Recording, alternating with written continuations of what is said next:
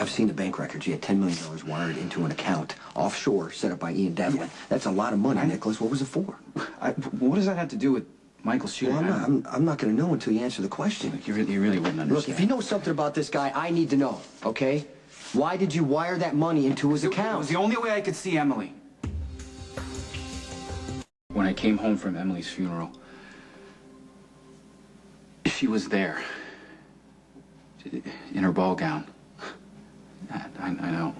At first, I thought it was dreaming, or maybe it was a manifestation of my grief. I don't know, but she was real, Jason. I could see her. I could talk to her. I could touch her. And it didn't make sense to me at the time, but it just didn't matter. How does Devlin fit in?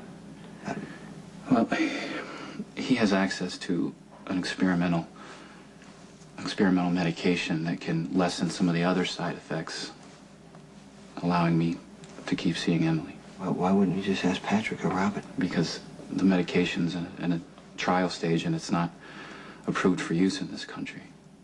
So Devlin's providing illegal drugs. Do you know who he's working for? I have no reason to believe that Dr. Devlin is involved in anything criminal other than providing me with a drug that's technically illegal. He charged you $10 million. I know, but since I've been taking it, I haven't had one episode of rage or a blackout or anything.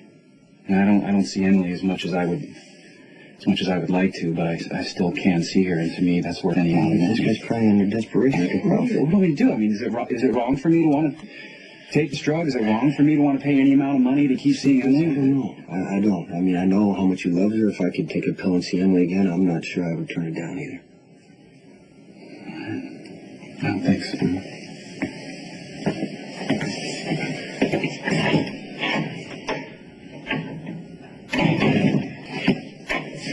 Hey, you have a minute? Actually, I was on my way to the hospital. How's Carly doing? That's what I wanted to talk to you about Carly.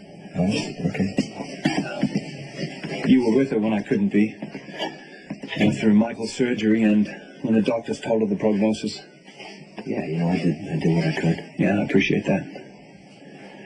What concerns me is how Carly's taking the news. You saw her at the hospital, Jason. I mean, she's still in complete denial. It's hard to accept what the doctors are saying at this point. Yeah, especially when Michael just opened his eyes. Patrick said that it was just a reflex. Of course, Carly's taking it as a sign that he's getting better, and then he's going to wake up and be the same little boy that he was before the shooting. I can't get through to her, and I was hoping that you could.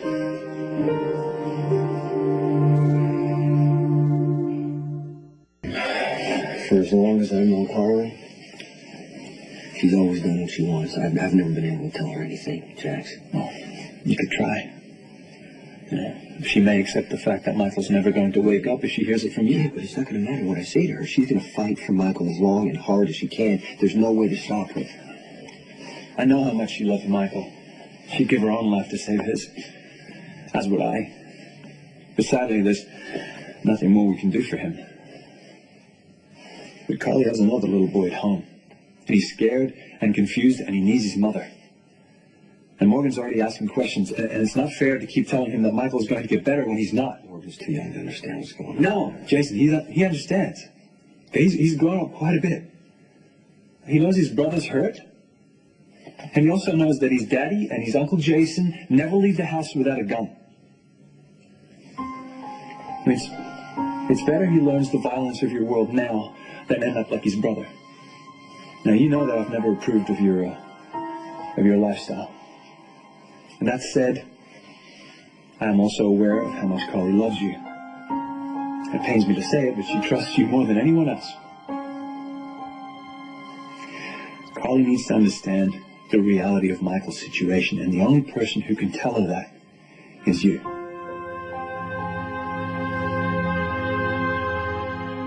Hey. How's Michael? Is there any change?